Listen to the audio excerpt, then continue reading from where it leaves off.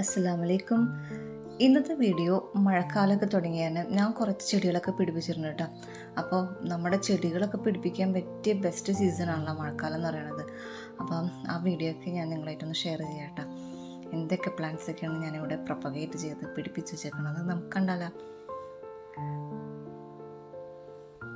ഇതൊക്കെ എൻ്റെ കുറച്ച് സിങ്കോണിയത്തിൻ്റെ പ്ലാന്റ്സാണ് കേട്ടോ.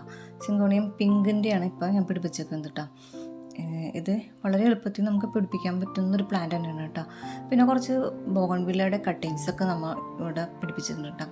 അപ്പോൾ ഹാർഡ് പ്രൂണിങ്ങിൻ്റെ ടൈമാണല്ലോ, മഴയുടെ സീസൺ. നമ്മൾ ബോഗൺവില്ലയൊക്കെ നന്നായിട്ട് ഹാർഡ് പ്രൂണിങ് ചെയ്ത് നമ്മൾ നിർത്തണം. അപ്പോൾ ആ സ്റ്റെം കട്ടിങ്സൊക്കെ നമുക്ക് പിടിപ്പിച്ചെടുക്കാനും പറ്റും കേട്ടോ.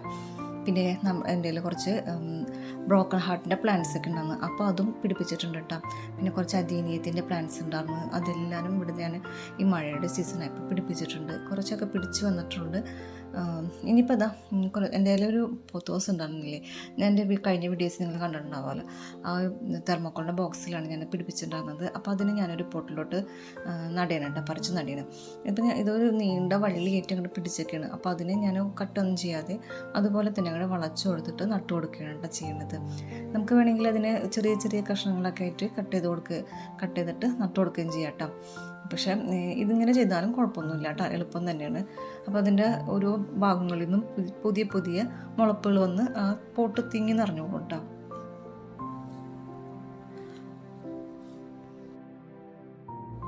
ഇത് ഒരാഴ്ച ആകുമ്പോഴത്തേനും ഈ പ്ലാന്റ് നന്നായിട്ട് ഈ പോട്ടിൽ സെറ്റ് ആയിട്ടുണ്ടാകും കേട്ടോ.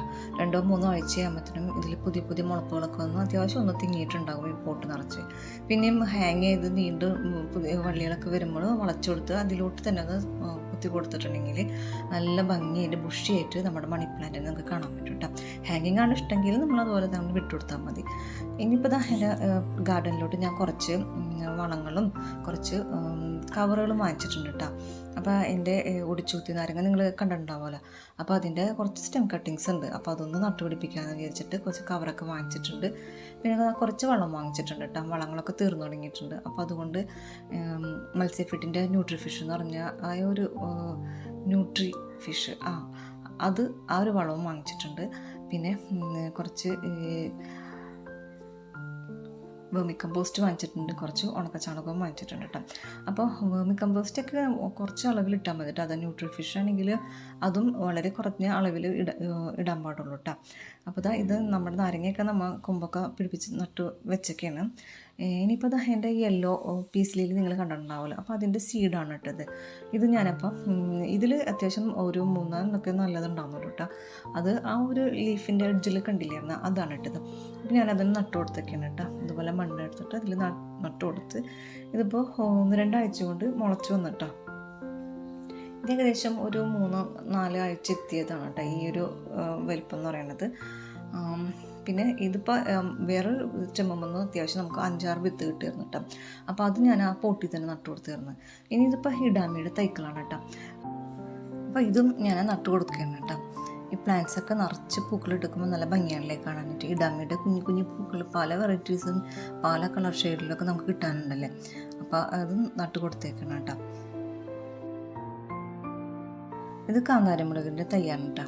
അപ്പം കുറച്ച് വിത്തൊക്കെ മുളച്ചിട്ടുണ്ടായിരുന്നു, അപ്പോൾ അതൊക്കെ ഞാൻ നട്ടു കൊടുക്കുകയാണ് കേട്ടോ. ഇത് മാങ്ങിഞ്ചിയുടെ തൈയാണ് കേട്ടോ. മാങ്ങിഞ്ചി മുളച്ച് വരണുള്ളൂ കേട്ടോ. മഴക്കാലമാകുമ്പോൾ നമുക്ക് നട്ടു കൊടുത്താൽ മാത്രം മതി, എപ്പോഴും നനക്കേണ്ടൊന്നും ആവശ്യമില്ലല്ലേ. അപ്പോൾ നമ്മുടെ കുറച്ച് വെണ്ടത്തൈയൊക്കെ മുളച്ചിട്ടുണ്ടായിരുന്നു, അപ്പോൾ അത് ഒരെണ്ണം പറിച്ച് നട്ടത് കേട്ടോ.